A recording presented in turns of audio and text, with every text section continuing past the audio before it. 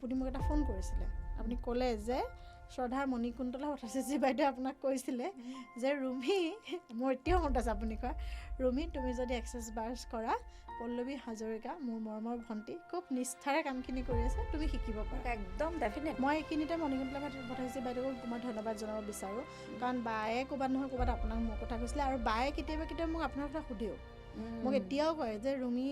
কৰি আছেনে ধুনীয়াকৈ মোক খুব ভালকৈ কৰি আছে বা মণিকুন্তলা বাইদেউ মোৰ একদম খুব মানে মৰমৰ বাই এজনী আৰু মণিকুন্তলা বাইদেউ অৰাটো বেলেগ ধৰণৰ এগৰাকীয়ে মোক কুৱেশ্যন কৰিলে যে এনেকৈতো নোৱাৰে ইমান সোনকালে ইমান সোনকালে কেনেকৈ ফেচিলিটেটৰ হ'ব সেইটো সেই বস্তুটোত মই অকণমান চিন্তিত হৈছিলোঁ যে এইটো কিবা ক্ৰাইটেৰিয়া আছে নেকি আচলতে এগৰাকী নতুন প্ৰফেচাৰ আৰু এগৰাকী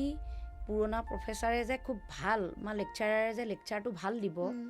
নতুনজনে যে বেয়া দিব তাৰ কিবা কথা থাকে নেকি মই এইটো কথা কেতিয়াও নাভাবোঁ ৰুমিবা যে ঠিক আছে কোনোবাই চইচ কৰিছে হ'ব কোনোবাই নাই কৰা নহ'ব কিন্তু কোনোবাই যদি আগবাঢ়ি আহে আমি একোজন ছিনিয়ৰ ফেচিলিটেটৰ হিচাপে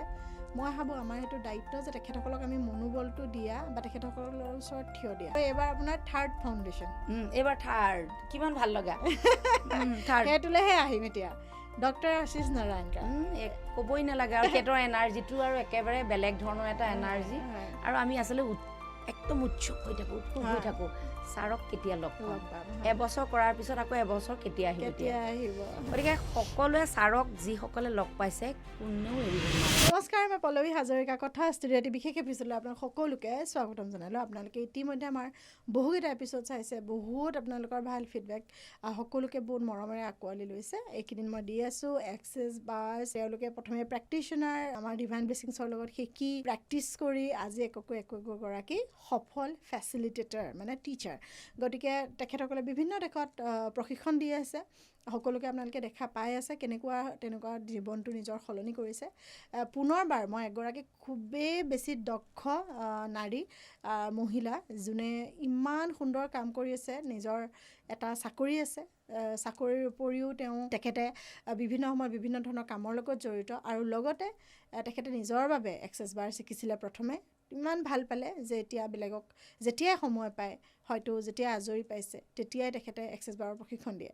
সেয়া আমাৰ মাজত ৰুমি ভূঞা বা বহুত বহুত স্বাগতম জনাইছোঁ পুনৰবাৰ লগ হৈছোঁ আমি কথা ষ্টুডিঅ'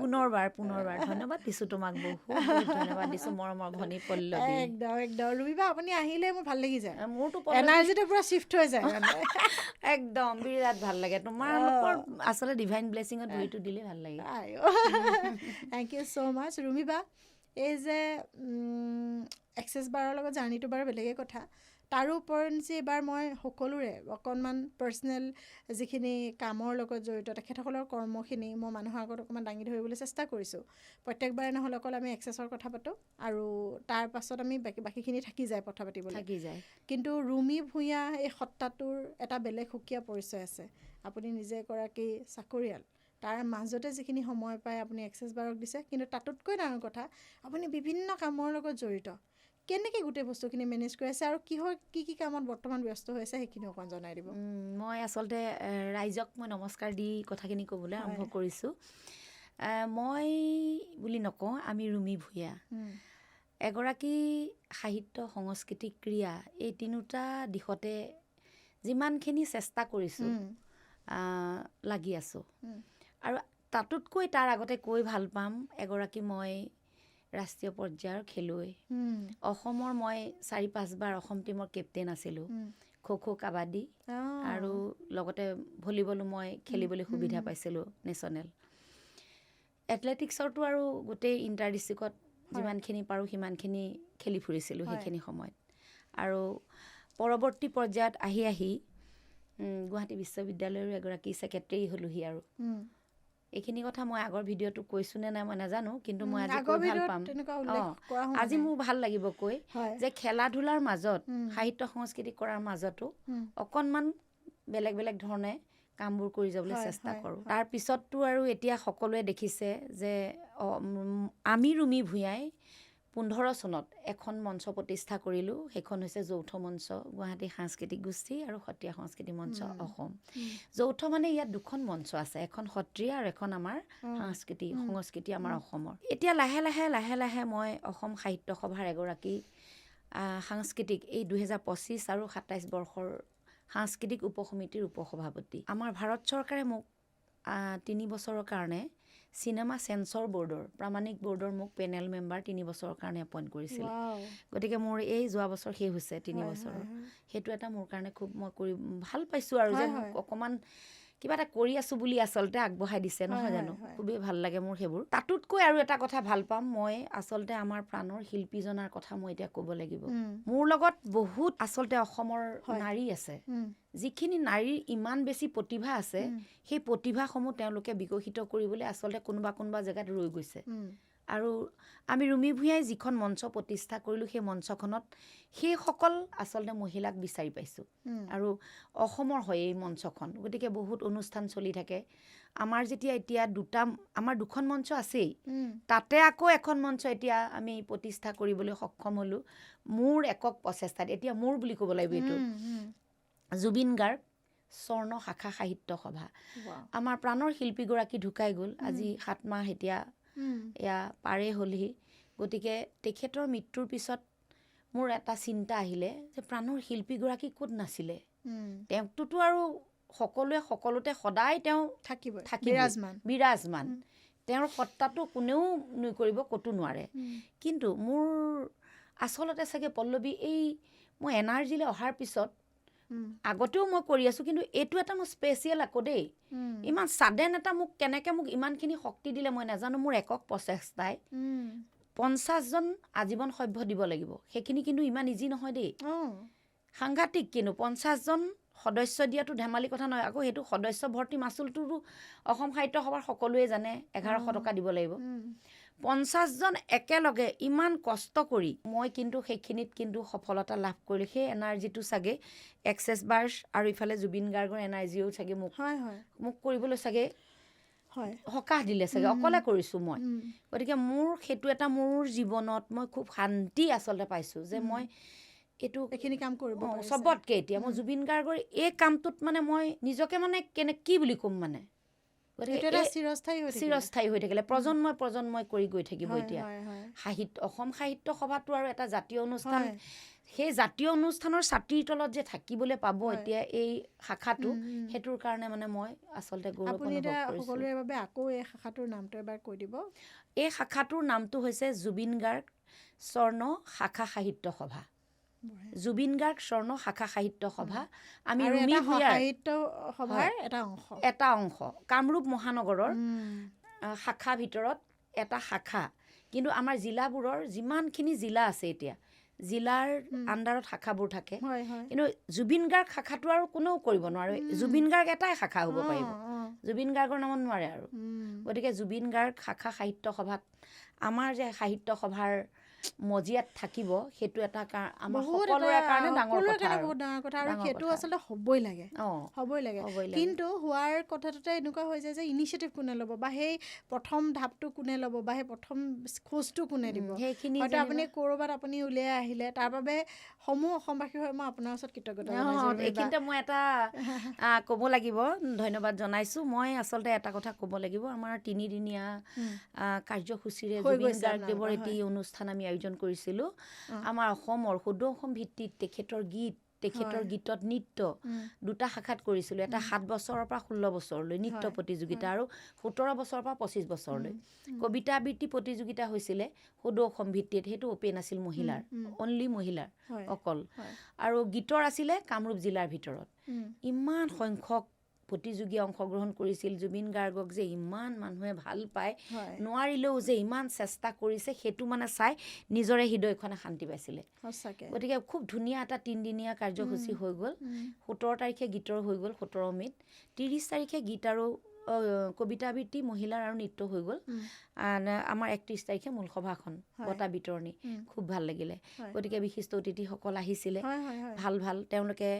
এই অনুষ্ঠানটোত তেওঁলোক আহি খুবেই আনন্দ পাইছে। সেইটো আমাৰ কাৰণে বহুত ডাঙৰ কথা। গতিকে আমি আচলতে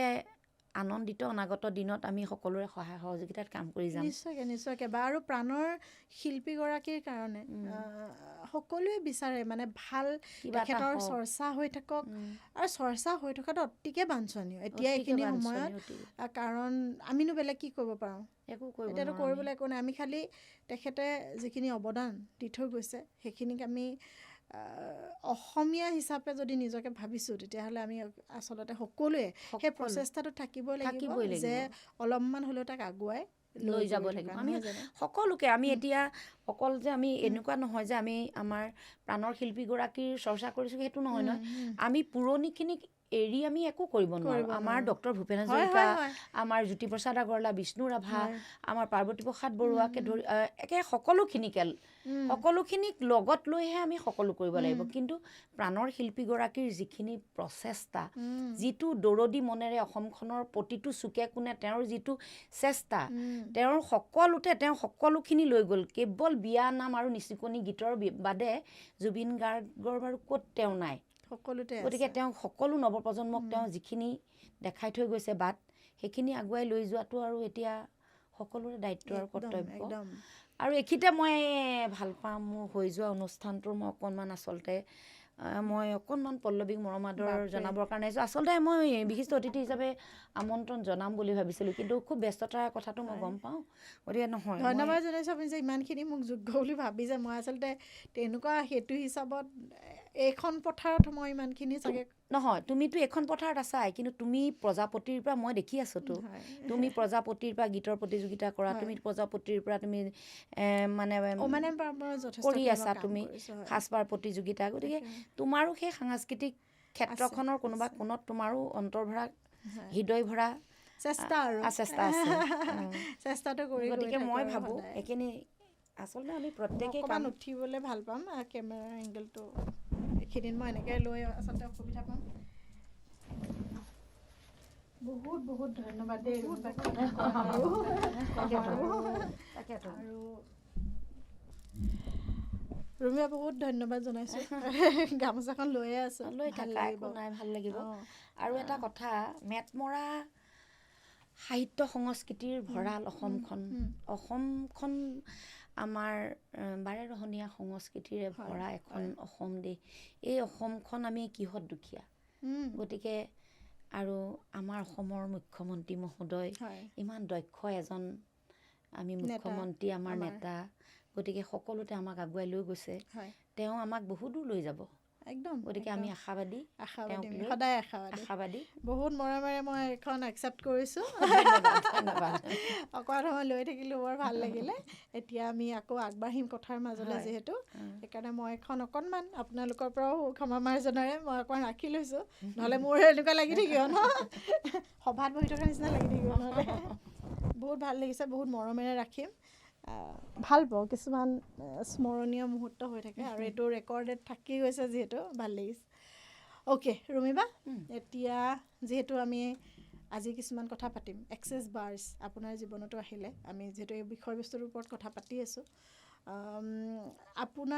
আপুনি ইমানখিনি কৰা আপুনি মোক এটা ফোন কৰিছিলে আপুনি ক'লে যে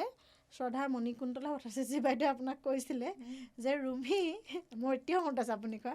ৰুমি তুমি যদি এক্সেছ বাৰ্ছ কৰা পল্লৱী হাজৰিকা মোৰ মৰমৰ ভণ্টি খুব নিষ্ঠাৰে কামখিনি কৰি আছে তুমি শিকিব পাৰা একদম একজেক্টলি তেনেকৈ কৈছে মণিকুন্তলা বাইদেউ আপুনি মোক একজেক্টলি সেইখিনি কথাই কৈছোঁ মই সেই দিনটোত মোক লগ পোৱা আৰু এতিয়ালৈকে আপোনাৰ গোটেই জাৰ্ণিটো তাৰপিছততো আপোনাৰ জীৱনটোত বহুত কিবাকিবি হ'লখিনি পাতিমেই আমি কিন্তু সেই দিনটোৰ পৰা আৰম্ভণি এটা নতুন জীৱনৰ সেইখিনি অকণমান এতিয়া কওঁ দেই মই এক্সেছ বাৰ্ছৰ আগতেও কৈছোঁ মই আগতে মোৰ দীপ্তি গাৰ্গ বুলি মোৰ এজনী ফ্ৰেণ্ড আছিলে তেওঁ মোক বহুত কৈ আছিলে কিন্তু তেওঁ কৈ আছিল তেওঁ কামবোৰো কৰি মই বহুতখিনি শিকিলোঁ তেওঁৰ পৰা কিন্তু একেবাৰে আচল হেৰিটো পল্লৱী হাজৰিকাৰ ওচৰত এনাৰ্জিটো ল'লোহি হয় নহয় গতিকে সেই তেতিয়াৰ পৰা মই লৈ তোমালোকৰ মাজত যে আমি কাম কৰি বা আমি যিখিনি তোমালোকৰ পৰা লৈ শিক্ষা লৈ আমি আগবঢ়াই দিলোঁ সেই শিক্ষাৰে মানুহৰ কিমানখিনি আচলতে ছাকচেছ হৈছে ক'ত কোন মানে জেগাত ক'ত ৰখি যোৱা মানুহখিনি আজি আমি চকুৰে দেখিছোঁ কিমান ভাল পজিশ্যন সেইখিনিতো ধন্যবাদ দিবই লাগিব মই এইখিনিতে মণিকুন্তলা ভট্টাচাৰ্যী বাইদেউক মই ধন্যবাদ জনাব বিচাৰোঁ কাৰণ বায়ে ক'ৰবাত নহয় ক'ৰবাত আপোনাক মোৰ কথা কৈছিলে আৰু বায়ে কেতিয়াবা মোক আপোনাৰ কথা সোধেও মোক এতিয়াও কয় যে ৰুমি কৰি আছেনে ধুনীয়াকৈ মোক খুব ভালকৈ কৰি আছে বা মণিকুন্তলা বাইদেউ মোৰ একদম খুব মানে মৰমৰ বাই এজনী আৰু মণিকুন্তলা বাইদেউ অৰাটো বৰ বেলেগ ধৰণৰ বাইদেউ সদায় পজিটিভ কথা কয় সদায় মানুহক আৰু মানুহগৰাকী আমাৰ বা যেনেকুৱা মণিকুন্তলা বাইদেউ যেনেকুৱা ধুনীয়া তাৰ হৃদয়খন তেনেকুৱা ধুনীয়া ভিতৰখন একেবাৰে সঁচা কথা দেই এইটো গতিকে আমি আজি এই কথাখিনিৰ মাজত বাইদেউক আনিবলৈ পাই বহুত ভাল লাগিছে একদম আৰু মোৰ আচলতে অলপ দিনৰ আগতে মণিকুন্তলা বাইদেউৰ লগত এটা হৈও গৈছে ইণ্টাৰভিউ মই সেই দিনটোত মানে কি উপলব্ধি মোৰ বুজাব নোৱাৰিম প্ৰথম কথাটো হ'ল মোৰ একেগৰাকী প্ৰিয় লেখিকা মানে একেবাৰে কলেজৰ দিনৰ পৰা তেখেতৰ নভেল পঢ়ি আমি আত্মবিভোৰ হৈ থাকোঁ সেই মানুহগৰাকীক লগ পাইছোঁ আৰু ইমান কপাল চাওকচোন তেখেতক সন্মুখত বহুৱাই লৈ ইণ্টাৰভিউ কৰিবলৈ পাইছোঁ জীৱনৰ এইবিলাকেই আচলতে মই ভাবোঁ মধুৰতম সময়বোৰ সাক্ষী আৰু হয় এক্সেছ বাৰ আপোনাৰ যেতিয়া জাৰ্ণিটো আৰম্ভ হৈছিলে আকৌ মই ঘূৰি গৈছোঁ সেইখিনিলৈকে আৰম্ভ হ'ল আপুনি ক্লাছ কৰিলে আৰু আমাৰ এটা নিয়ম আছে যে বিফৰ ফেচিলিটেটৰ আপুনি তিনিখন ক্লাছ ল'ব লাগে তাৰ ভিতৰতে আপোনাৰ খুব বিটাৰ এটা এক্সপিৰিয়েঞ্চ হৈছিলে যে এনেকুৱা হৈ গৈছিলে যে আপোনাৰ অকণ মনোবল ভাঙি দিছিলে যে আপুনি ফেচিলিটেটৰ হ'ব পাৰিবনে নোৱাৰিব কিন্তু তাৰপিছত আপুনি কৈছে নহয় মই পল্লৱীৰ ওচৰত আকৌ গৈ মই এইখিনি ক্লিয়াৰ কৰিম এই গোটেই বস্তুটো আপোনাৰ মনস্তত্বত কেনেধৰণে ক্ৰিয়া কৰিছিলে মই জানিব বিচাৰোঁ কাৰণ আপুনি বহুত স্পষ্টবাদী মানুহগৰাকী মই জানো সেই বস্তুটো মই অকণমান মানে থুলমূলকৈ আপোনাৰ লগতনো কি হৈছিলে বা আপোনাৰ লগত হৈছে যদি বেলেগৰ লগতো হ'ব পাৰে সেই বস্তুটো অকণমান মই আপোনাৰ পৰা জানিব বিচাৰিম তাকেতো মোৰ আচলতে কেনেকুৱা হৈছিল পল্লৱী মইতো ক্লাছটো লোৱাৰ আগতেই কৈছিলোঁ যে মই ফেচিলিটেটৰ হ'মেই আৰু অতি সোনকালে ল'ম মই উইদিন 1 মান্থত মই ল'ম বুলি কৈছোঁ মই কৈছিলোঁ কাৰণ মোৰ আচলতে নলেজখিনি গোটেইখিনি আছিলেই মোৰ একে 20ৰ আগৰ পৰা এইখিনি মোৰ নলেজ আছিলে আপুনি অকণমান অধ্যয়ন কৰিয়ে আছিলোঁ কিন্তু যেতিয়া এটা ক্লাছ কৰাৰ পিছত মই নামটো নকওঁ এটা ক্লাছ কৰাৰ পিছত ফাৰ্ষ্ট ক্লাছ আপুনি কৰিলে খুব ধুনীয়াকৈ এগৰাকীয়ে মোক কুৱেশ্যন কৰিলে যে এনেকৈতো নোৱাৰে ইমান সোনকালে ইমান সোনকালে কেনেকৈ ফেচিলিটেটৰ হ'ব সেই বস্তুটোত মই অকণমান চিন্তিত হৈছিলোঁ যে এইটো কিবা ক্ৰাইটেৰিয়া আছে নেকি আচলতে এগৰাকী নতুন প্ৰফেচাৰ আৰু এগৰাকী পুৰণা প্ৰফেচাৰে যে খুব ভাল বা লেকচাৰাৰে যে লেকচাৰটো ভাল দিব নতুনজনে যে বেয়া দিব তাৰ কিবা কথা থাকে নেকি আৰু তাতোত কাৰণ আপুনি নিজে চইচ কৰিছে ইয়াত এতিয়া এটা বস্তুৱে চালোঁ চইচ মই দেখিলোঁ ইয়াত আহি এইটো ইজি শিকিব লাগে অনেষ্ট আৰু এপ্ৰ'চটো অনেষ্ট থাকিব লাগিব আৰু দ্বিতীয়তে শব্দই ব্ৰহ্ম মোৰ মাইণ্ডত যিটো শব্দ হৈছে মই 1 মান্থত মই ফেচিলিটেটৰ মই মানে ইটো ক্লাছৰ পিছত সিটো ক্লাছ কৰি মই ল'ম মেনিফেষ্ট হৈ গৈছে তুমি নিজেই দেখিলা দেখোন গতিকে সেইকেইটা কিন্তু মই ৰৈছিলোঁ যে এইটো নোৱাৰে চাগে কিন্তু নাই টাৰ্গেট মই সকলোকে ক'ব খুজিছোঁ মোৰ আজিৰ মানে শ্ব'টোৰ পৰা কিন্তু এনেকুৱা ধৰণৰ বিভিন্ন তাৰমানে মতবিৰোধ কথা শুনি কেতিয়াও কোনো ৰৈ নাযাব সদায় ডাইৰেক্ট কথা পাতিব মানুহৰ লগত মানুহ কিন্তু মই যদি ৰৈ গ'লোহেঁতেন তেতিয়া কিন্তু মোৰ অলপমান ফেচিলিটেটৰ হোৱালে পলম হ'লহেঁতেন আৰু মই এইটো কথা কেতিয়াও নাভাবোঁ ৰুমিবা যে ঠিক আছে কোনোবাই চইচ কৰিছে হ'ব কোনোবাই নাই কৰা নহ'ব কিন্তু কোনোবাই যদি আগবাঢ়ি আহে আমি একোজন ছিনিয়ৰ ফেচিলিটেটৰ হিচাপে মই ভাবোঁ আমাৰ সেইটো দায়িত্ব যে তেখেতসকলক আমি মনোবলটো দিয়া বা তেখেতসকলৰ ওচৰত থিয় দিয়া আপুনি আকৌ আমাৰ ওচৰত আহিলে 3rd ক্লাছটো ল'লে তাৰপিছত আপুনি ফেচিলিটেটৰ উইদিন মানে এসপ্তাহ আপুনি তাৰপিছত হৈ গ'ল মানে লাষ্ট ক্লাছটো কৰাৰ পৰা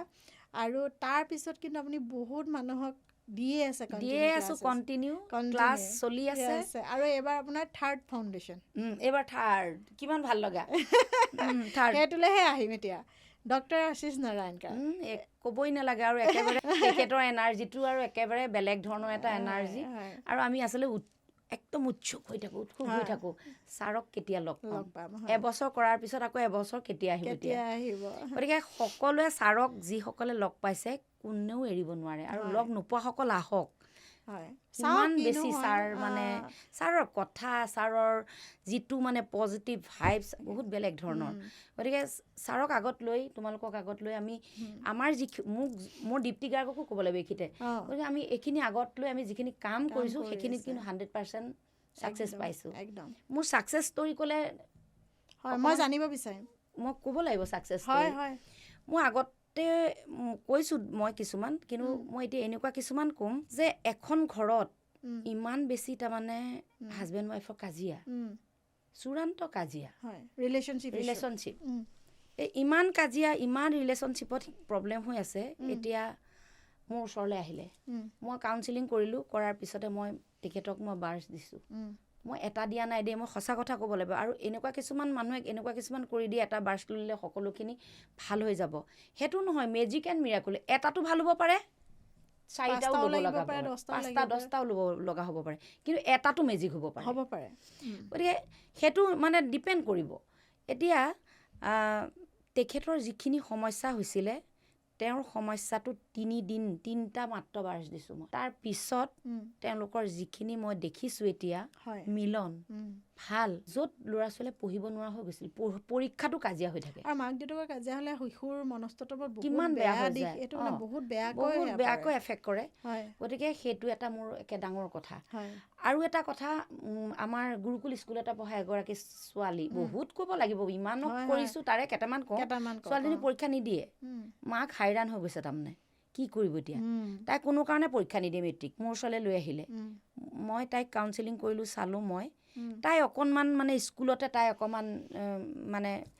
কিবা ভয় খাই থৈছে তাৰমানে কাৰোবাৰ পৰা গতিকে এই বস্তুটো তাৰমানে ফিয়েৰ ভয় খাই আছে তাৰমানে গতিকে এইটোত সোমাওঁতে মাকক নকওঁতে তাই বেছি হৈ গ'ল কথাটো মই কাউন্সিলিং কৰোঁতে মোক গোটেইখিনি ক'লে কথা কিন্তু অলৰেডি তাই ডিপ্ৰেশ্যনত গ'ল দেই অলৰেডি তাই গুচি গ'ল ডিপ্ৰেশ্যনত গতিকে তাইক মই ছেশ্যন দিছোঁ 12টা ছোৱালীয়ে মেট্ৰিক পৰীক্ষা দিলে পৰীক্ষা দি ভাল ৰিজাল্ট কৰিলে কৰি এতিয়া ভালকৈ হায়াৰ ছেকেণ্ডেৰীত এডমিশ্যন লৈ ক্লাছ কৰি আছে কিমান ভাল লগা কথা সুন্দৰ মানে আৰু মই সঁচাকৈ কওঁ এক্সেছ বাৰ্ছটো এনেকুৱা নহয় প্ৰথমতে আমাৰ মেণ্টেল সেইটোত কিন্তু বহুত কাম বহুত শাৰীৰিকটোত হয়তো কাৰোবাৰ অকণমান লেট হ'ব পাৰে বা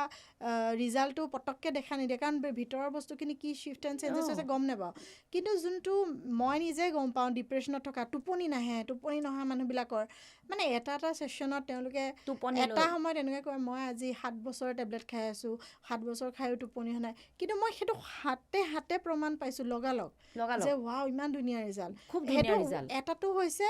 বা সেইটো 5টা ছেশ্যনতো হৈছে কাৰোবাৰ হয়তো 10টা ছেশ্যনতো হৈছে কিন্তু হৈছে এটাটো হৈছে মই সেইটোৱে কৈছোঁ এটাটো হৈ গৈছে মানে সেইটো ইউনিভাৰ্ছে সেই মানুহজনৰ গোটেই এনাৰ্জিটোৰ লগত কেনেকৈ এলাইনমেণ্ট কৰিব আমিও নাজানো আমাকো আমাৰ ফাউণ্ডাৰ গেৰী ডগলাছে সেইটো কথাই কয় যে কাকো প্ৰমিছ নকৰিবি কাৰণ প্ৰমিছ কৰাৰ লগে লগে কাইলৈ যদি নহয় that will become a false promise গতিকে সদায় এইটো কথা ক'বা যে আমিও গম নাপাওঁ আচলতে কেনেকৈ ধৰণে হয় but it will work on you তোমাৰ ওপৰত কাম হ'বই খালি আমি সেই ধৈৰ্যটো আৰু লগতে সেই বিশ্বাসটো যে ভাল হ'ব সেইটো ৰাখিব লাগিব আজি আপুনিও সেইটোতে কৰি আছে এটা কথা কম গুৰুজনাই কৈছিলে আমাৰ মই গুৰুজনাক অকণমান স্মৰণ কৰিলৈ কথাটো কওঁ কৃষ্ণ শংকৰ গুৰু হৰি ৰাম ৰাম ৰাম হৰি ৰাম ৰাম ৰাম ৰাম গুৰুজনাই কৈছিল পল্লৱী যে বিশ্বাসে মিলয় হৰি বিশ্বাস কৰা কথা আৰু ভক্তই ভগৱান গতিকে আমাৰ মনটো যদি ক্লিয়াৰ নাথাকে এইটো এক্সেছেও কৈছে সেইখিনি কথাই আমি প্ৰথমে নিজেই আমাৰ মনটো আমাৰ ডিমত হ'ব নালাগে কেতিয়াও দুধুৰ মুধুৰ কৰি থাকিব নালাগে গতিকে আহকচোন প্ৰথমে এক্সেছ বাৰ্ছটো শিকক কাম কৰে মানে কাম কৰিবই 100% কৰিব আপোনালোকে তাৰ আগতে সমালোচনা কিয় কৰে এই কৰিব জানো কাম এইটোৰ পৰা বাৰ্ছ শিকিলে এক্সেছ বাৰ্ছ শিকিলে এইটো হ'ব জানো সেইটো প্লিজ নকৰিব 101% 1000% এইটো ৰিজাল্ট আছে শিকক খালি কাৰণ গুৰুজনাই কৈছিল যে এনেকুৱা কৰিব লাগে যিটো কাম কৰিব বিশ্বাসেৰে কৰক একদম গভীৰভাৱে কৰক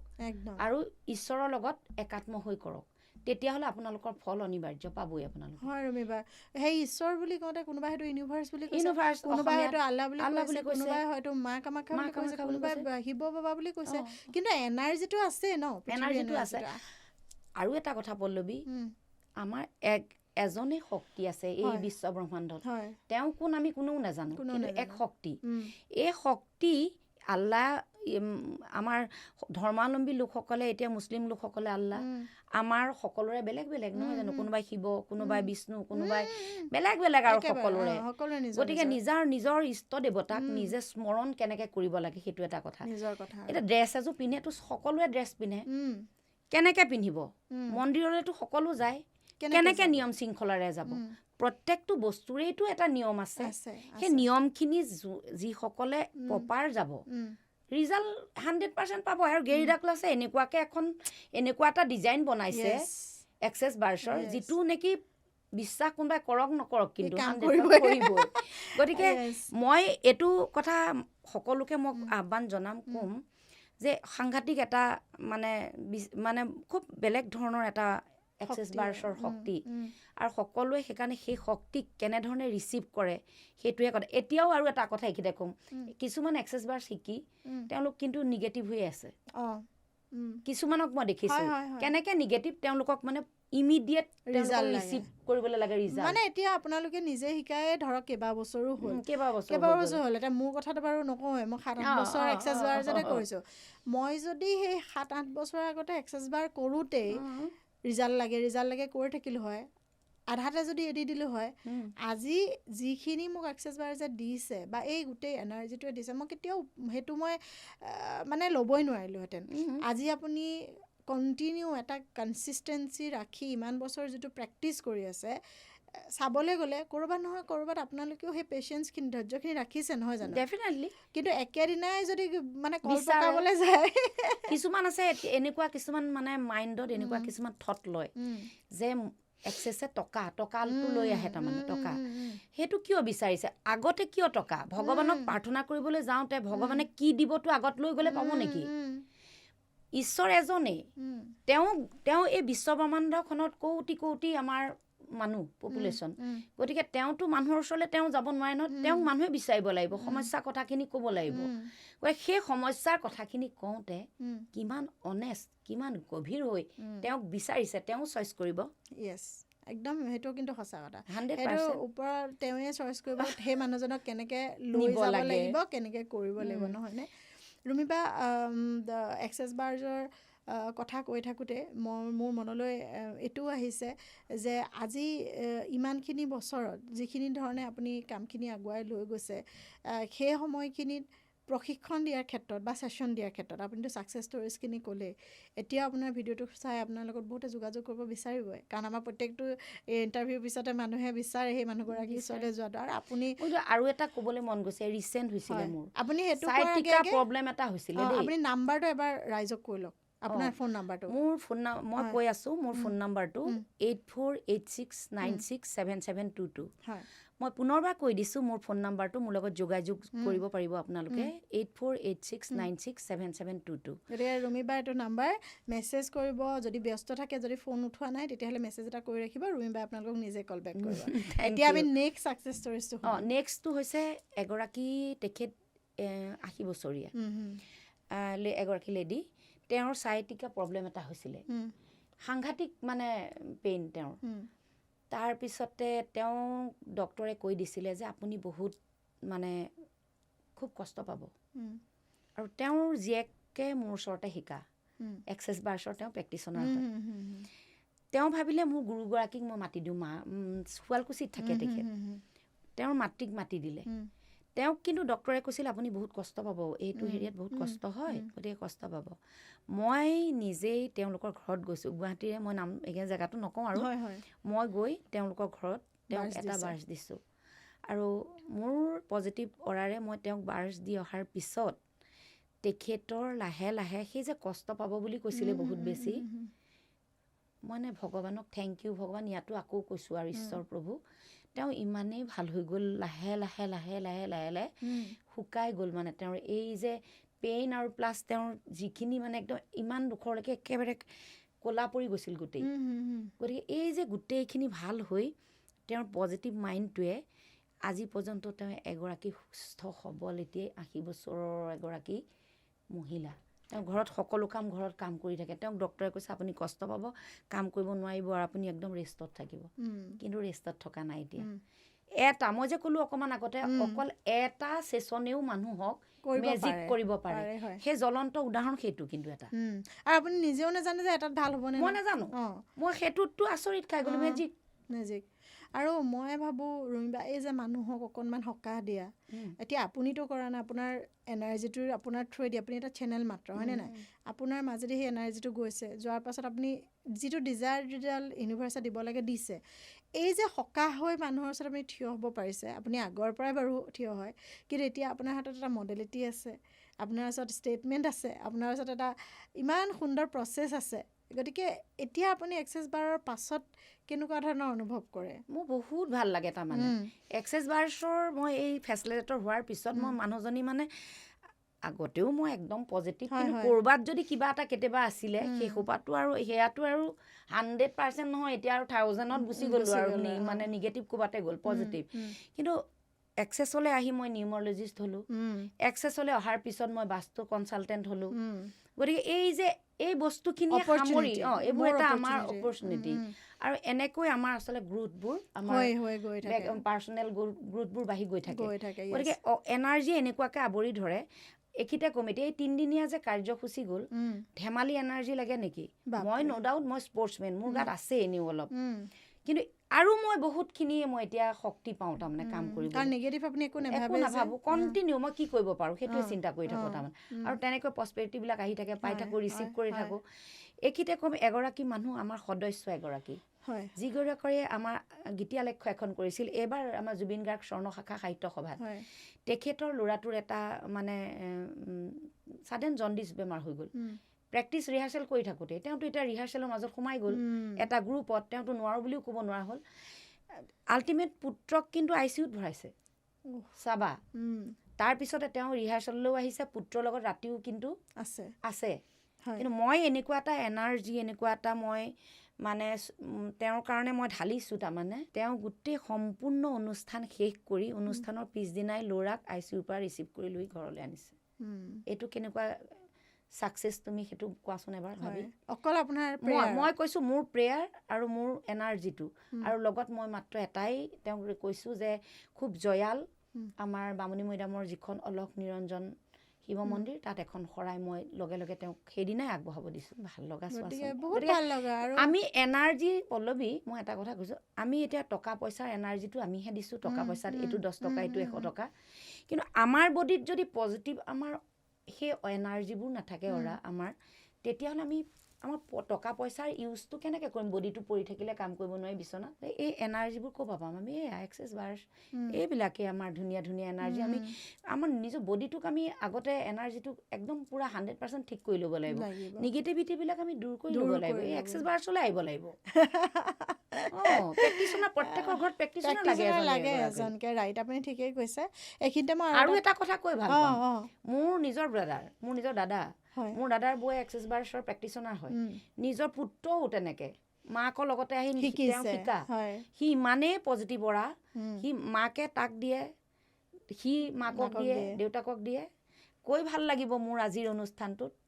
গতিকে মোৰ ভতিজাৰ পাৰ্চেণ্টেজ মেট্ৰিকত 99%। এইবিলাক এটা ধুনীয়া ধুনীয়া ষ্টৰী, গতিকে এইবিলাক মই ভাবোঁ সৰু আৰু মেজিক মানুহে এনেকেই দেখে। আমি এতিয়া বহুত কিবা যাদু হ'ব বুলি ভাবি থাকিলে নহ'ব। আমাৰ ল'ৰাটো চোকাও, 100% চোকা, তাৰ ইনবৰ্ণভাৱে তাৰ আছেই মছলা, কিন্তু মই এইটো কওঁ যে সি কিমান তাৰমানে পজিটিভ, এক্সেছ বাৰ্ছক ৰিচিভ কৰিছে, মই প্ৰেক্টিচনাৰ হ'ম। সেইটো বহুত ডাঙৰ কথা, আৰু য়াং জেনেৰেশ্যনটোৱে একচেপ্ট কৰিলে বহুত ভাল লাগে। মানে কিয় ভাল লাগে? তেওঁলোকে নিজৰ মানে ৰুমি বা মই ভাবোঁ মানুহ মানে এতিয়াও এটা কনফিউজনত থাকে বা এটা ডিলেমাত থাকে। এই এক্সেছ বাৰ কয় কিবা বেলেগ ধৰণৰ ভাবে, but is very very scientific. Even আমি য়াং জেনেৰেশ্যনটোৰ মাজত ইয়াৰ একচেপ্টেঞ্চটো বেছি পাওঁ, কাৰণ যোনখিনি আমি আজিকালি জেনজি বুলি কওঁ, তেওঁলোকে ইমান ভালকৈ বুজা হৈছে, বুজে আৰু আহে আগবাঢ়ি। এতিয়া আমি যিমানখিনি ল'ৰা ছোৱালী, মই কেতিয়াও তেওঁলোকৰ ফটো দিয়া নাই, বাট যিখিনি ল'ৰা ছোৱালী আমি ইয়াত এতিয়া কাউন্সেলিঙত থাকোঁ, আমি জানো যে কেনেকুৱা এটা ট্ৰমাত তেওঁলোক আছে তাৰমানে এতিয়াৰ জেনেৰেশ্যনটো দেই। আৰু সেই ল'ৰা ছোৱালীখিনিক মাকে আহি পেলাই লগত যেতিয়া লৈ আহে, শিকায়, নিজে তেওঁলোকে একচেপ্ট কৰে, ইমান ধুনীয়া ধুনীয়া ৰিজাল্ট। মই এতিয়া ৰিচেণ্ট কেইটামান মই তেনেকুৱা শিশু পালোঁ, মানে মাক কেইগৰাকীয়ে থেংক ইউ কৈ তৎপোৱা নাই আপোনাৰো একে এক্সপিৰিয়েঞ্চ সাংঘাতিক এক্সপিৰিয়েঞ্চ আছে আৰু মই চাইছোঁ মোৰ আণ্ডাৰ স্কুলত মোৰ আজিৰ যুগটো কেনেকুৱা হৈছে সঁচাকৈ জেনজি সঁচাকৈ মানিব লাগিব মেনিফেষ্ট তেওঁলোকে জানে আগতে জানে সিহঁতে সকলো জানে সিহঁতে ইমানেই আজিকালি ফাষ্ট গৈছে সিহঁতে সকলো জানে গতিকে সিহঁতে এয়া ৰিচিভ কৰে তাৰমানে নকৰে বিফৰ ৰিচিভ জানিবলৈ আগ্ৰহটো বহুত বেছি থাকে হয় ৰুমিবা ফাউণ্ডেশ্যন কৰিলে মই একদম হাহাকাৰ লগাই দিছিলোঁ ফাউণ্ডেশ্যন কৰিব লাগিব প্ৰথম বছৰত ছেকেণ্ড বছৰটো দৰকাৰী নাই বাৰু ক'বলৈ আগতে ৰেজিষ্ট্ৰেশ্যন আহি যায় পইচা দিয়ে থৈছে অলৰেডি ৰেজিষ্ট্ৰেশ্যন হৈ গ'ল প্ৰথম ফাউণ্ডেশ্যনটো যেতিয়া মই কৈ আছিলোঁ যে ৰুমিবা আপুনি ফেচিলিটেটৰ হ'ল ভাবি নাথাকিব একো ফাউণ্ডেশ্যন কৰক ফাউণ্ডেশ্যনৰ পাছত আপুনি ক্লাছ কৰি মজা পাব কনফিডেঞ্চ আৰু বহুত দুগুণে হৈ যাব আৰু এবাৰ আশিষ নাৰায়ণকাৰক লগ কৰক সেই আশিষ নাৰায়ণকাৰক যে লগ কৰিলে তাৰপাছত জীৱনটো এতিয়া গৈ থাকিব লাগিব কাৰণ আমি এদিনো মিছ নকৰোঁ তাৰমানে ছাৰ কেতিয়া আহে আমি ভাবি থাকোঁ ছাৰৰ ল'ৰাটো ইমান সাংঘাতিক মানে তাৰমানে সেইখিনি সময়ত সেই এৰিয়াটোৱে বেলেগ হৈ যায় এই 4 দিনৰ এটা যিটো এনাৰ্জি এৰিয়াটোৱে এনাৰ্জিটো মানে এনেকুৱা বেলেগ এটা আমি সেইকেইদিন একো চিনি নাপাওঁ বেছি ভাল লাগে আপোনাক মই প্ৰশ্নটো এইটো সুধিব বিচাৰিছোঁ যে আফটাৰ ফাউণ্ডেশ্যন আপোনাৰ মাজত কি শ্বিফ্ট হোৱা আপুনি পালে মানে মই আফটাৰ ফাউণ্ডেশ্যন মই বহুত বেছি মানে মোৰ এনাৰ্জিটো মই বহুত বেছি পাইছোঁ মই এইকাৰণে কৈছোঁ আৰু এটা এইখিনিতে কৈ থওঁ ৰাইজকো কৈ থওঁ স্পৰ্টছমেন হয় মই গতিকে স্পৰ্টছমেনৰ আমাৰ তাৰমানে খেলুৱৈটো ক্লাছ 6ৰ পৰা আমাৰ এই হেৰিবোৰ মানে লিকুইডবোৰ নীৰ হওক বা এইবিলাক অকণমান শুকায় গতিকে মই যেতিয়া এই যে এক্সেছ বাৰ্ছলৈ আহি মই যেতিয়া ছাৰৰ কথা বতৰাবোৰ শুনি ছাৰৰ ক্লাছ কৰি ফাউণ্ডেশ্যন কৰি এপ্লাই কৰিবলৈ ল'লোঁ সকলোবোৰ বস্তুৱেই মোৰ এনাৰ্জিটো ক'ৰ পৰা আহিল মই নিজেই নাজানো মই পাইছোঁ কিন্তু আপুনি বডি এনাৰ্জিটো পুৰা পাই গৈছোঁ আৰু ছাৰক মই ছাৰ আহিলেই ছাৰক মই হাক কৰোঁ সেইটো মোৰ ফাৰ্ষ্ট হেৰি মই কৰিবলৈ পাবই লাগিব ছাৰৰ কাৰণ ল'ম মানে ৰিচিভ কৰি এনাৰ্জি এইটো মোৰ মানে একদম থাকেই আৰু ভাল লাগে আমাৰ ফূৰ্তি ন সেইকেইদিন ভাল লাগে মোৰ এনেকুৱা এতিয়া ঘৰত কেইটা অনুষ্ঠান হৈছে চবকে মাতি আনিছোঁ আৰু এইবাৰ ফাউণ্ডেশ্যনটো আপোনাৰ ঘৰৰ ওচৰতে কৰিছোঁ তাকে ৰত্নমৌলি পেলেচ ধুনীয়া লাগিব খুব ধুনীয়া এটা ভেনিউ মানে বৰ ধুনীয়া প্লেচটো গতিকে যিসকলে কৰিছে অলৰেডি ৰেজিষ্ট্ৰেশ্যন কৰিছে তেওঁলোকৰ বাবেও কওঁ যে ৰত্নমৌলি পেলেচ আপোনালোকে গুগলত চাৰ্চ কৰিলেও পাব গ্ৰুপত বাৰু মই দিমেই আৰু যিসকলে কৰিম বুলি ভাবিছে ফাউণ্ডেশ্যন ক্লাছটো 23, 24, 25, 26 জুলাইত আছে সময় মানে একেবাৰে পালেহিয়ে আৰু আমি খুব বেছি ফূৰ্তি কৰোঁ আৰু আপোনালোকে আগৰ ভিডিঅ'বোৰ হয়তো দেখিছে আচলতে কি হয় ফূৰ্তিটো বাৰু এটা থাকিবই কাৰণ আমি একেলগে লগ হওঁ আটাইতকৈ ভাল লগা কথাটো হ'ল যথেষ্ট জীৱন সলনি কৰিব পৰা কিছুমান বস্তু আমি শিকোঁ মানে নিজৰ কাৰণে যে ফাউণ্ডেশ্যনটো ইমান জৰুৰী নহয় জানো বহুত বেছি জৰুৰী আৰু ছাৰে এটা বস্তু শিকালে সেইটো ক'ব লাগিব মই এইকণতে আশিষ নাৰায়ণকাৰ ছাৰে ফাউণ্ডেশ্যনত সেইটো বস্তু পালোঁ আমি তাৰমানে যে আমি ঈশ্বৰক কেনেকৈ একাত্ম কৰিব লাগে এলাইনমেণ্ট কেনেকৈ কৰিম আমি সেইটো এটা ডাঙৰ কথা দেই সকলোৱে আমি এক্সেছ বাৰ্ছৰ আমি যিখিনি ছেশ্যন দিছোঁ কৰি আছোঁ কিন্তু তাৰ মাজত ঈশ্বৰৰ শক্তিটো যিটো শক্তি সেই অৰাক যে আমি লৈ পেলাই কৰিব লাগিব সেইটো কেনেধৰণে কৰিম সেইটো কিন্তু তেওঁ কিন্তু পূৰা দি গৈছে আমাক সেইটো ফাউণ্ডেশ্যনত আৰু সেইটো কিন্তু 100% মোৰ নিজৰ ছোৱালীৰ লগতে মই চাইছোঁ মোৰ ডাঙৰজনী ছোৱালীৰ যেতিয়া মানে MSc ইউনিভাৰ্চিটিত ছিট পাবৰ কাৰণে যেতিয়া তাই এক্সাম দিলে তেতিয়া মই সেই ছাৰৰ মানে যিটো ছাৰৰ সেই এপ্লাই কৰি মানে মেনিফেষ্ট কৰি এখনো ইউনিভাৰ্চিটি নাই য'ত মোৰ ছোৱালীজনীয়ে ছিট নাপাইছিলে গতিকে মই মানে মাতৃ হিচাপে কিমান ভাল লগা মানে মই নিজেই পাইছোঁ সেইবোৰ গতিকে মই মানে কি ক'ম আৰু আশিষ নাৰায়ণকাৰ ছাৰৰ কথা কৈ মই শেষ কৰিব নোৱাৰোঁ ছাৰক এই মজিয়াৰ পৰাই মই ছাৰক একদম বহুত বহুত ধন্যবাদ জ্ঞাপন কৰিছোঁ ছাৰ থেংক ইউ ছ' মাছ আপোনাক আহি দেখিলে যে কয় সেইটো কিমান ভাল লাগে ছাৰক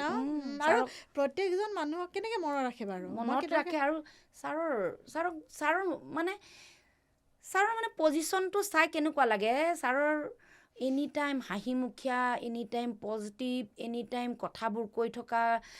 ছাৰৰ তৰিকা ছাৰে কেনেধৰণে মানুহখিনিক ৰিচিভ কৰি এটা হেৰিয়াত বাউণ্ডেৰীৰ ভিতৰত সোমোৱাই লৈ ৰাখে এনেকুৱা লাগে যে মানে একদম চবকে সমান একদম বান্ধি ৰাখিছে, কোনো ইফাল সিফালো নকৰে, এনেকৈ চবেই কথা শুনি থাকে।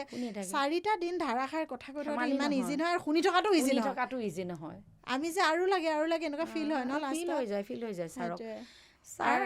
আৰু ছাৰে, আৰু শেষত আমি জানমণি হয় আৰু আমি শেষত বৰ ধুনীয়াকৈ ভাল লাগে, এনজয় কৰোঁ আৰু দুখো লাগে শেষ হ'ল এবছৰৰ কাৰণে। আকৌ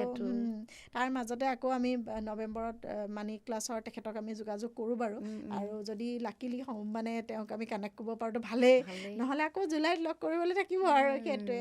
বহুত সময় কথা পাতিলোঁ। এবাৰ হ'ব আকৌ হ'ব মানি ক্লাছটো কৰিবই লাগিব। মই এতিয়াই যেতিয়া তেওঁ ফাউণ্ডেশ্যন কৰিব, মই তেতিয়াই তেওঁক ডিক্লেয়াৰ কৰিবলৈ দিম। আৰু এটা কথা মই কওঁ, ৰুমিবা তেখেতে বহুত মৰমত অসমলৈ আহে, যথেষ্টখিনি আমাৰ কাৰণে কৰিছেও, আমিও সেই সমানেই তেখেতক মৰম শ্ৰদ্ধাখিনি যাচিছোঁ। মোৰ কথাটো হ'ল যে য়েছ, আমি গোটেই সকলোখিনি মিলি কৰিয়ে আছোঁ বা সেয়া কৰিয়ে আছোঁ। ভাল এটা মডেলিটি হিচাপে আমি কৰি আছোঁ, মানুহৰ লগত যোগাত্ম হৈছোঁ, আমি একাত্ম হ'বলৈ চেষ্টা কৰিছোঁ। য'ত যেনেকৈ আছে মানুহৰ কোনোবা অসুবিধাত আছে, আমি সেইখিনি সহায় কৰিবলৈ চেষ্টা কৰি আছোঁ। গতিকে আপুনি এপাৰ্ট ফ্ৰম এক্সেছ বাৰ্ছ বেলেগ কোনখিনি দিশ আপুনি এতিয়া বৰ্তমান জড়িত হৈ আছে, সেইখিনি অকণমান জনাব। আচলতে মই এক্সেছ বাৰ্ছৰ ক্লাছৰ বাহিৰেও মই বাস্তত মই কৈছোঁৱেই বাস্তুৰ কনচাল্ট কৰোঁ বুলি। এতিয়া আমি আচলতে প্ৰেডিকশ্যন যেতিয়া কৰোঁ, আমাৰ এক্সেছ বাৰ্ছৰ ছেশ্যনতো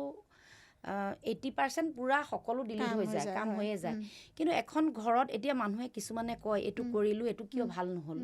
এইটোচোন হোৱাই নাই, কিন্তু আকৌ যে ক'ৰবাত ঘৰটোৰ ভিতৰতো কিবা দুখ থাকিব পাৰে সেইটো নাজানে। এটা ঘৰত এজন বাস্তৱ পুৰুষ থাকে প্ৰত্যেকৰে ঘৰত, গতিকে সেই বাস্তৱ পুৰুষজনৰ তেখেতৰ মূৰটো ক'ত থাকে, আমি মন্দিৰটো ক'ত সাজিব লাগে। আমি যদি মন্দিৰটো নৰ্থ ইষ্টত নাসাজি আমি যদি দক্ষিণ মানে পশ্চিম আৰু দক্ষিণৰ কোণটোত ৰাখোহি, সেইটো কি মন্দিৰ কৰি ৰাখিম? তাৰমানে জমৰ জেগাত যদি আমি মন্দিৰ বনাওঁ তেতিয়া থাকিব জানো? গতিকে আমাক যদি টয়লেটত সোমোৱাই ভাত খাব দিয়ে আমি খাম নেকি? গতিকে আমাৰ তেখেতৰ মূৰটো থাকে বাস্তৱ পুৰুষজনৰ নৰ্থ ইষ্টত, তাতেই আমাৰ কয় আমাৰ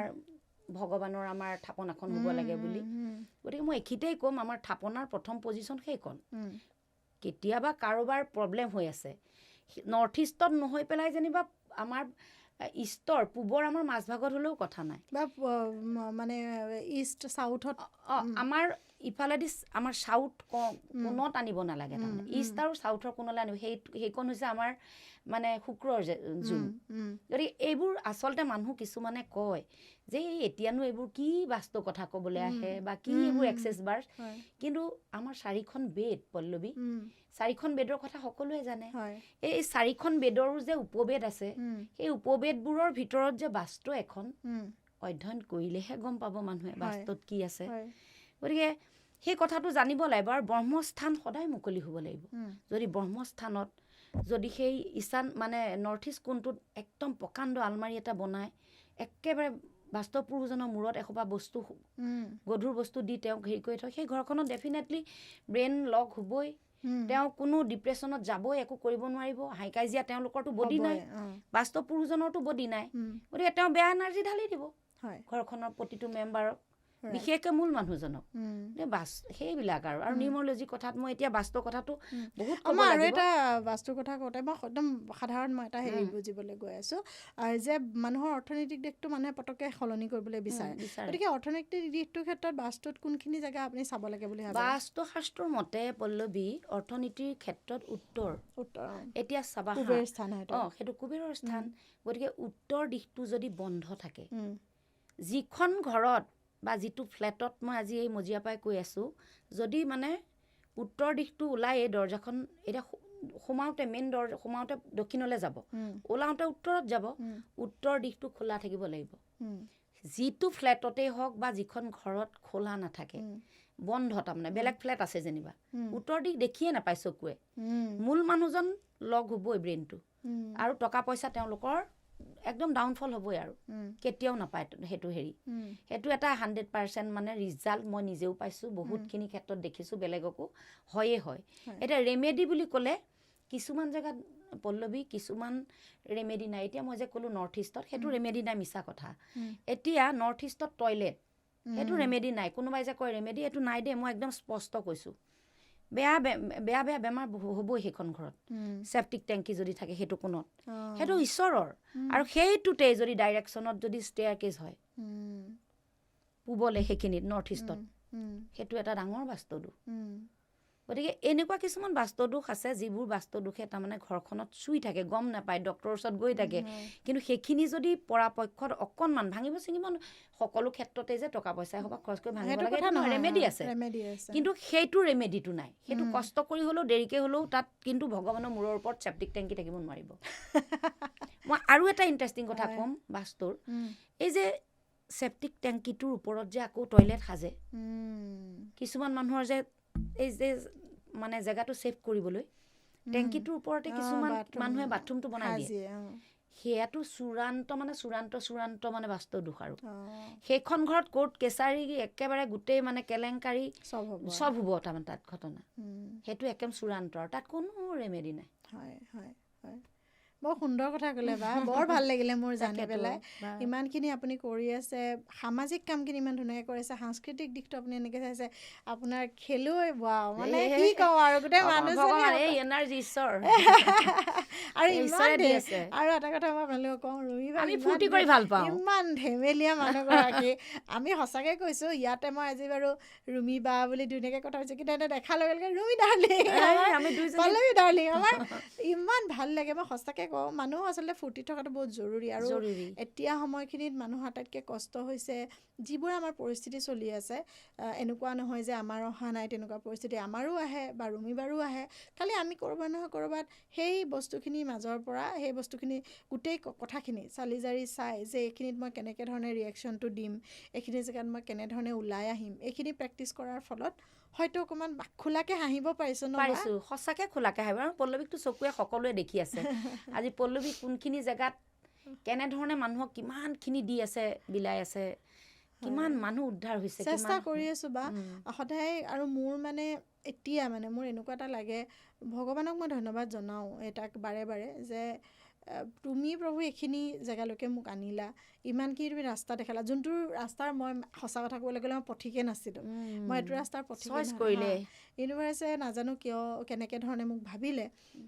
কিন্তু মোৰ এতিয়া সঁচা কথা ক'ব গ'লে বহুত ভাল লাগে মানুহে বহুত বেলেগ বেলেগ ধৰণে মোৰ এইটো চাব বিচাৰিব পাৰে বাৰু মই নাজানো কিন্তু মোৰ এইটো কাৰণে ভাল লাগে যে হাজাৰতকৈ অধিক সংখ্যক মহিলা ওচৰত থিয় হ'ব পাৰিছোঁ এতিয়া মই এইখিনিতে আৰু এটা ক'ম দেই সেইটোৱেতো তোমাক চইচ কৰিলে ঈশ্বৰে ইউনিভাৰ্ছে যে চইচ কৰিলে পল্লৱী হাজৰিকাক সেইকাৰণে এতিয়া যে আমাৰ যে যিবোৰ ফেচিলিটেটৰ হৈছে বা নিউমৰলজিষ্ট বা ষ্ট্ৰো আমাৰ ইমান পপুলেশ্যন মই বেলেগলৈ নাযাওঁ আমাৰ 3,30,00,000 কথা কওঁ ইয়াৰ ভিতৰত আমাৰ যিবোৰ এনাৰ্জিৰ মানুহ সেই ইউনিভাৰ্ছে চইচ কৰিছে পল্লৱী সকলোকেতো কৰা নাই আহিছে যে তেওঁ চইচ কৰিছে আচলতে মোক কুৱেশ্যন এটা কৰিছিল ডাবুল MA কৰিলা তুমি গুৱাহাটী বিশ্ববিদ্যালয়ৰ ছেক্ৰেটাৰী তুমি দেখোন ইমান চাকৰি এটা কৰা তুমি কিয় এয়া কৰিছা এনেকৈ তেতিয়া মই কৈছোঁ যে এয়া আমাক ইউনিভাৰ্ছে চইচ কৰিছে আৰু কোনোবাখিনিত মই কিছুমান সমস্যা ফেচ কৰিছিলোঁ যিখিনি ফেচ কৰি মই নিজে গৱেষণা কৰি মই য'ত যাব লাগে ত'ত গৈছোঁ সেইটো কিন্তু ইউনিভাৰ্ছৰ চিলেকশ্যন আৰু এটা কথা ৰুমিবা আমি কিবা এটা হ'লে মোৰ জীৱনতো বহুত সময় তেনেকুৱা পাৰ হৈছে কষ্টও যথেষ্ট কৰিছোঁ চবেই দেখি আছে মানে প্ৰজাপতি অসমীয়া গহনাৰ পৰাই একেবাৰে কোনেও চিনি নোপোৱা ছোৱালী এজনী গুৱাহাটীত আহি কামখিনি যেতিয়া কৰি নিছোঁ মোৰো মানে কেতিয়াবা এনেকুৱা লাগে মানে কেতিয়াবা ডিপ্ৰেশ্যনৰে নিচিনা হৈ গৈছিলোঁ সেই অৱস্থাটোৰ পৰা ওলাবলৈ মই কিন্তু বকাই আছিলোঁ কিন্তু কেনেকৈ উলিয়াই আনিলে ন ইউনিভাৰ্ছে ধুনীয়াকৈ লৈ ওলাই নিলে ভগৱানে সেইখিনি কৃপা কৰিলে আহিলোঁ কষ্টটো কৰিয়ে থাকিলোঁ এতিয়াও কৰি আছোঁ কষ্ট মানে কাম আৰু আজি দিনত হয়তো মোৰ সেই কষ্টখিনি কষ্ট যেন নলগা হ'লগৈ কেলৈ নালাগে কাৰণ মই কৰা কামখিনি মই বহুত ভাল পাওঁ আজি আপোনাৰো তেনেকুৱা আপুনি কেনেকৈ কৰিব পাৰিছে মোৰ বিৰাট ভাল লাগে সেইটোৱে আৰু সৰুৰ পৰা এখন মানে আমাৰ ঘৰখন অকণমান গুৰুজনাৰ চৰ্চা কৰা ঘৰ আছিল কমলাকান্ত গোস্বামীদেৱ ঢুকালে সত্ৰাধিকাৰ তেওঁৰ ঘৰৰ কাষতে আমাৰ ঘৰ গতিকে এটা বেলেগ ধৰণৰ পৰিৱেশত আমি ডাঙৰ হোৱা গতিকে সেয়া বুকুত আছেই সদায় আৰু গতিকে এই ভগৱান বা ইউনিভাৰ্ছ বা আমি আধ্যাত্মিক দিশটো সদায় বেলেগ এটা চকুৰে চাই আহিছোঁ পৰিৱেশৰ মাজত আৰু পল্লৱী এটা কথা চাবা ভগৱানক মানে স্মৰণ নকৰাকে কোনো মানুহ একো বস্তু পোৱা নাই, তুমি নাভাবিবা কেতিয়াও। আৰু এটা এইটোও কথা কওঁ যে আস্তিক মানুহ থাকিলে নাস্তিক থাকিবই। এক্সেছ বিশ্বাস কৰা মানুহ থাকিলে বিশ্বাস নকৰা মানুহ থাকিবই। কিন্তু সকলোৰে নিজৰ নিজৰ মতামত, সকলোৰে নিজৰ নিজৰ দৃষ্টিভংগী আমি যিখিনি পাইছোঁ সেইখিনি মানুহৰ আগত অৱগত কৰিছোঁ। বাকী সকলো তেখেতসকলৰ ওপৰত। কিন্তু মই এটা কথাই কওঁ, মই মোৰ নিজৰ এইটো একদম ব্যক্তিগত আপোনালোকৰ ওপৰত মই আগত ক'বলৈ খুজিছোঁ, কিন্তু যিমানেই যি কাম নকৰোঁ, আমি যিয়েই নকৰোঁ, আধ্যাত্মিক চিন্তা চৰ্চা যদি আমাৰ নাথাকে, কিন্তু আমি কেতিয়াবা কোনোবা ক্ষেত্ৰত ক'ৰবাত কিন্তু উজুতি খামেই। সেইকাৰণে সকলোকে কওঁ, আধ্যাত্মিকতাৰেহে সকলো। আজি এক্সেছ বাৰৰ ক্লাছলৈ আহিবলৈ কিয় কওঁ, সাংঘাতিক আধ্যাত্মিকতাৰ ইয়াত এটা হেৰি আছে। আজি আশীষ নাৰায়ণকাৰ ছাৰৰ আশীষ নাৰায়ণকাৰ ছাৰৰ গোটেই তেওঁৰ মানে কেনেকুৱা, তাত গৈ পেলাই প্ৰতিষ্ঠা কৰা, আমাৰ কামাখ্যা দেৱীকো প্ৰতিষ্ঠা কৰা আছে, নহয় জানো? আমি যাবলৈ পৰা নাই। গতিকে কেনেকুৱা ধৰণৰ অৰা তাৰমানে এয়া, একদম তেওঁ কিমান তাৰমানে বিশ্বাসী, তেওঁৰ অৰা কিমান গাত, বহুত সাধনা কৰে, কিন্তু কেতিয়াও সেইখিনি মানুহৰ আগত কিবা ক'ব বা কিবা সেনেকুৱা নহয়। কেনেকুৱা ধৰণৰ তেওঁ নিজৰ ভিতৰতে ৰাখে, আৰু সদায় প্ৰেয়াৰ এটা যে মানুহখিনিৰ ভাল হওক। আৰু মোক সোধেও যে মানে এটা তেওঁৰ নিজৰ বিশ্বাস আছে যে মানুহখিনি ভাল হৈছেই, আৰু মই যেতিয়া কওঁ বহুত ভাল ৰিজাল্ট এনেকৈ চবেই কৈছে, তেওঁ কয় I am so' happy to hear this. মানে সেই বস্তুটো শুনিবলৈ চাগে তেওঁ একদম নহয়, নিজে প্ৰথমতে প্ৰথমতে আমি প্ৰতিগৰাকী মানুহেই আমি ভগৱানক বিশ্বাস, ইউনিভাৰ্চক বিশ্বাস কৰি ল'ব লাগিব। কামটো আমি কৰাৰ আগতেই আমি নিজক মানে এটা সঠিক সিদ্ধান্তত ল'ব লাগিব, তাৰপিছত আমি কৰিব লাগিব কামটো। কিন্তু কামটো কৰাৰ আগত অলপমান বুবু বাবাকে মানে চিন্তা কৰি ল'লে ধেৰ, কৰাৰ পিছত আকৌ তাৰমানে ক্লাইণ্ট অহা নাই এতিয়া বুলি যদি তাত আলোচনা কৰি থাকে, তাৰমানে ট'টেলি নিগেটিভিটি তেওঁলোকৰ গাত থাকিলে এইটো নহ'ব নহয়। গতিকে নিজকে ধৈৰ্য, সহ্য, কৰ্ম, সকলোখিনি আধ্যাত্মিকতা। গতিকে কাম কৰি যাওক, বেছি ভাবি নাথাকিব, আৰু বৰ সুন্দৰ নিজৰ জীৱনটো এইখিনিয়ে কৰিব লাগিব বুলি কথা নহয়। আমি ভাল হোৱাৰ কাৰণে আলোচনাটো কৰিছোঁ, আপোনালোকৰ যি ভাল লাগে আপোনালোকে সেইখিনি কৰক। কিন্তু মই ভাবোঁ এনেই থকাতকৈ বা দুখ কৰি থকাতকৈ, একো চলিউশ্যন পোৱা নাই বুলি থকাতকৈ, আপোনালোক যদি আগবাঢ়ি আহে, কোনোবাই সহায় কৰিব, আগুৱাই আনিব, আৰু সেইখিনি বহুত সময় কথা পাতিলোঁ। মই আৰু এটা কি ক'ব, মই এটাই ক'ম, এক্সেছ বাৰ্ছৰ ক্লাছ কৰক, সকলোকে মোৰ একদম আহ্বান জনাইছোঁ। মোৰ ওচৰত কৰক, পল্লৱীটো আৰু ক'বই নালাগে, আৰু ডিভাইন ব্লেছিং, আৰু যিসকল ফেচিলিটেটৰ আছে সকলোৰে ওচৰত আপোনালোকে প্ৰেক্টিচনাৰ হওক, প্ৰত্যেকখন ঘৰৰ একোগৰাকী প্ৰেক্টিচনাৰ হওক। আৰু লগতে আগন্তুক আহি থকা আমাৰ ফেচিলিটেটৰ সকলোকে আহ্বান জনাইছোঁ, আমি লগ হ'ব লাগে, আৰু আশীষ নাৰায়ণকাৰৰ এই গোটেই অৰাটো, গোটেই কথাখিনি আমি আকৌ পুনৰবাৰলৈ ৰিচিভ কৰিব লাগে। এবছলিউটলি। বহুত বহুত ধন্যবাদ জনালোঁ বা, বহুত ভাল লাগিলে, মজা লাগিলে। আচলতে এনেকৈ আমি লগ হৈ থাকিব লাগে, আৰু সকলো কৰ্মব্যস্ততা, তাৰ মাজতে অকণমান নিজৰ কাৰণে সময়, সেয়াই হৈছে আমাৰ জীৱন। এনেধৰণেই আগবাঢ়ি আছে। আপোনালোকৰ বহুত মৰম সঁহাৰি পাইছোঁ, সদায় ধন্যবাদ জনাওঁ। আপোনালোকে ইমানখিনি কথা ষ্টুডিঅ'ক মৰম নিদিয়া হ'লে আমিও আপোনালোকৰ আগত ইমানখিনি কথা আগবঢ়াব নোৱাৰিলোহেঁতেন। ভালে থাকক সকলো, হাঁহিবোৰ বিলাই থাকক, আৰু নতুন এটা এপিছ'ডৰ সৈতে আপোনালোকক পুনৰ লগ পাম। আজিলৈ সামৰণি মাৰিছোঁ, ধন্যবাদ।